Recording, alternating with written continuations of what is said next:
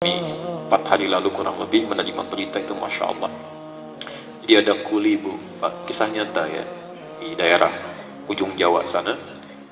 Kami sebutkan namanya karena ini orang baik untuk teladan. Namanya Mbah Darjo. Mbah Darjo itu kuli-kuli angkat, dan semua diangkat yang kasar-kasar itu. Ya, ras, batu, disuruh orang angkat. Dan kadang-kala tidak sedikit yang mencela ketika mengangkat itu, direndahkan posisinya. Saya dengan cepat qadar Allah meninggal dunia sesuai ajalnya. Wafat dimakamkan samping orang saleh. 9 tahun kemudian, ini kisah nyata, cucunya meninggal. Cucunya. Ayahnya menginginkan dimakamkan di samping kakeknya, Mbah Darjo tadi. Begitu akan dimakamkan, spesiesnya nggak terlalu longgar, jadi harus dibongkar sedikit dari makam kakeknya itu. Begitu dibongkar, dalam 9 tahun setelah dimakamkan, bukan cuma jasadnya, kafannya plus papan penutupnya masih utuh. 9 tahun. Apa amalan orang ini? Insya Allah. Ketika ditelusuri kenapa dan sebagainya, tiga keutamaan yang pernah dikerjakan oleh beliau itu. 1, mempertaruhkan tenaga dan keringatnya untuk mendapatkan yang halal, Pak. Lebih baik saya ngangkat yang berat-berat mendapatkan keringat dan mendapatkan yang halal dibandingkan mudah dilakukan tapi neraka sudah mengancam. Maka setiap mendapatkan yang halal itu, jatuh keringatnya, itu keringat dihitung itu. Bagian dari pahalanya menjaga tubuhnya. Selamat oleh Allah. Makanya orang-orang yang mencari keringat, mencari rizki dengan keringatnya, dan tidak pernah terfikir berbuat yang haram, Masya Allah, itu dijamin oleh Quran, Allah yang akan mudahkan hidupnya, menjaga rizkinya, dari mulai dia hidup sampai dia kembali kepada Allah. Itu ada di Quran surah kedua Al-Baqarah, ayat 172, posisi paling kiri sebelah atas. Nanti ditafsirkan di Quran surah Maryam, surah ke-19, ayat 13, posisi paling kiri di pertengahan. Ya ayyuhalladzina amanu, hai orang-orang yang merasa punya iman, kulu min thayyibati ma razaqnakum, silahkan kamu cari untuk bekal makanmu. Min thayyibati, yang baik-baik, ma razaqnakum, kami yang sediakan. Saya agak cepat sedikit. Hukum mencari rezeki, hukumnya secara umum ada di Al-Baqarah ayat 168, posisi paling kanan sebelah bawah. Itu umumnya kalimatnya mengatakan begini, ya ayyuhan nasu, hai manusia, kulu mimma fil ardi halalan thayyiban, silahkan cari rezeki, dapatkan untuk kebutuhan makan yang halal dan baik. Cara dapatnya halal, dibelikan yang terbaik untuk kesehatannya. Tapi ketika mengatakan pada orang beriman, kalimat halalnya dibuang, Pak. Silahkan cek, ya ayyuhan nasu halalan thayyiban, ya ayyuhalladzina amanu, ketika menyebutkan iman, halalnya dibuang. Kulu min thayyibati ma razaqnakum, silahkan cari yang baik-baik, kami sediakan, bukan kamu yang capek mendapatinya. Kenapa kalimat halalnya dibuang di ayat ini? Kata para ulama, karena orang-orang beriman itu dengan iman ada dalam jiwanya akan otomatis membimbing mencari yang halal. Jadi kalau ada di sini mengaku beriman, beragama Islam, tapi masih memikirkan yang haram, maka ada masalah dalam imannya. Ada masalah, itu dijaga. Saya mohon maaf. Yang kedua, itu sabar dengan ujian. Begitu cari, dicela, gitu kan? Direndahkan, alhamdulillah. Bukankah bersabar dalam ujian mendatangkan pahala? Apalagi saat dicela, oh Masya Allah, itu gratis, Bu. Dia jangan marah kalau sedang dicela, itu memindahkan pahala. Hadis Muslim, nomor hadis 5611 dari Abu Hurairah. Betul, hadza min hasanati wa hadza min hasanati. Kalau ada orang berbuat baik kemudian melakukan keburukan, itu pahala kebaikannya dipindahkan pada orang yang dizalimi itu. Ada orang sholat, selesai sholat mencela orang lain yang belum sholat.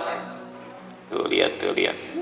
Baru ngambil wudhu aja belum, kita udah jamaah kan? Alhamdulillah, ya kan? Nah, itu ketika mengucapkan kalimat itu, maka pahala sholatnya pindah pada orang bersangkutan. Selesai. Masya Allah, berapa banyak pahala yang dapat oleh orang tadi. Yang ketiga ini yang belum bisa saya lakukan sampai hari ini pun, Masya Allah, beliau mengikuti sunnah-sunnah orang-orang soleh sebelumnya, salafus soleh. Ibu, bapak sekalian, ini bocoran sedikit ya antara kita aja di sini hari ini. Ada kebiasaan amalan dari sahabat Nabi sampai generasi setelahnya. Kalau sebelum tidur, itu suka punya amalan-amalan khusus dari petunjuk Nabi. Ada yang baca Quran dulu sampai lelah baru tidur. Ada. Kalau ibu bapak, misal ya, nanti dalam waktu senggang baca kitab Imam An-Nawawi, kitab At-Tibyan, Terbitan Darun Nafais, itu yang warna kuning, ada 187 halaman, posisi di halaman ke-46, paragraf yang kedua, baris yang ketiga sampai baris kelima. Itu dikisahkan oleh beliau, ada seorang salaf yang kalau mau tidur, itu baca Quran dulu, Pak. Ya, biasanya baca Al-Baqarah. Satu waktu tertidur, Al-Baqarahnya belum kebaca. Itu tiba-tiba tengah malam, bangun, terkejut dia mimpi, temannya sampai kaget. Masa bakatnya kamu kenapa? Kata orang ini, wallahi laqad natahat lil Baqarah. Saya mimpi tadi, saya diseruduk Al-Baqarah. Saking seringnya baca ayat itu sehingga menjadi bagian dari hidupnya. Ada yang sebelum tidur itu suka memohon kepada Allah membebaskan dari sifat iri hati, lalu maafkan kesalahan orang. Ada. Itu di Musannaf Abdul Razak, nomor hadis 20.559, ya, jilid ke-11 halaman 187 dari Anas bin Malik. Itu disebutkan oleh Nabi besoknya sebagai ahli surga. Ketika kata Anas, bainama nahnu julusun 'inda Rasulillah. Ketika kami sedang duduk-duduk bersama Rasulullah di Masjid An-Nabawi, fa idza yaqul, tiba-tiba berkata, sayatlu 'alaikumul ana min hadzal fajji rajulun min ahlil jannah. Sekarang akan nampak pada kalian di pintu yang ini seorang lelaki calon penghuni surga. Fa idza rajulun min ansarin, tiba-tiba yang nampak seorang lelaki Ansar. Tanqudhu lihyatu min atharil wudu, janggutnya masih basah dengan air wudunya. Tangan kirinya memegang sendal, masuk ke masjid 3 hari berturut-turut yang disebutkan orang itu saja yang muncul. Diikuti fatabi'ahu Abdullah bin Amr bin As, diikuti oleh Abdullah bin Amr bin As ke rumahnya. Ya, fabata fihi 3 ayyamin, maka menginap di rumahnya 3 hari. Malam pertama ternyata tidak tahajud, artinya tidak rutin. Malam kedua, Masya Allah, bacaan Qurannya tidak seindah Abdullah bin Mas'ud. Abdullah bin Mas'ud itu kalau baca Quran lupa, itu malaikat turun. Pernah satu kali beliau baca Quran, tiba-tiba angin bertiup kencang, pohon-pohon sudah mulai bergoyang-goyang. Berhenti, itu berhenti. Baca lagi, nyambung lagi.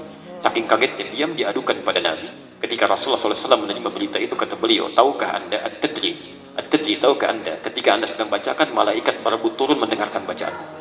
Kalau diteruskan bacaanmu akan hancur tempat-tempat di sekitarmu itu. Insya Allah, saking indahnya. Makanya Abdullah bin Mas'ud di muka bumi diciptakan cuma 1. Coba kalau semuanya ini seperti Abdullah bin Mas'ud, Masya Allah, habis ini pasaraya. Kita begitu dibacakan ya. Makanya ketika Bapak Ibu baca Quran, termasuk saya, malaikat gak pada turun. Cuma dicatat pahalanya gitu ya. Cuma dicatat. Baik, hari ketiga ternyata tidak puasa sunnah. Gak terlalu rutin. Sehingga bingung, ini orang apa amalannya? Allahu Akbar. Ketika dia akan pergi, baru dikabari. Ya, saya punya amalan nggak canggih-canggih seperti yang lain. Saya cuma membiasakan sebelum tidur di keheningan malam, memohon supaya dibebaskan dari sifat iri hati dan memaafkan kesalahan orang lain. Kata Nabi, surga itu, surga. Nah, Mbah Darjo tadi mencari yang paling ringan, bersolawat pada Nabi setiap sebelum tidur. Allahumma sholli ala Muhammad wa ala ali Muhammad. Itu sampai basah lisannya, sampai lelah baru tertidur. Dan kesaksian keluarganya pernah ketika membacakan itu sampai hitungan 16.000 salawat pada Nabi. Bukankah Nabi mengatakan, man shalla alaihi salatan wahidah sallallahu alaihi asyra salawat, siapa yang bersalawat kepadaku 1 kali, Allah membalasnya 10 kali. Maksud saya, mohon maaf ya, kalau beliau dipanggil pulang duluan telah menghadap Allah, barangkali menurut Allah dosanya begitu kecil, amalnya sudah banyak, dijadikan hikmah untuk kita. Kalau saya, anda, kita dihidupkan sampai hari ini, di awal bulan Dzulhijjah, belum mau diampuni dosa juga, dengan cara apa lagi Allah mesti ampuni dosa kita? Cobalah, coba dulu merenung pelan-pelan. Satu saat kita pulang, saat kita meninggal. Dunia aja begitu dicari luar biasa, berangkat gelap, pulang gelap, dikumpul-kumpul. Apa anda pikir akan dibawa ke akhirat? Tidak. Jadi yang sementara aja begitu serius, kenapa yang hidup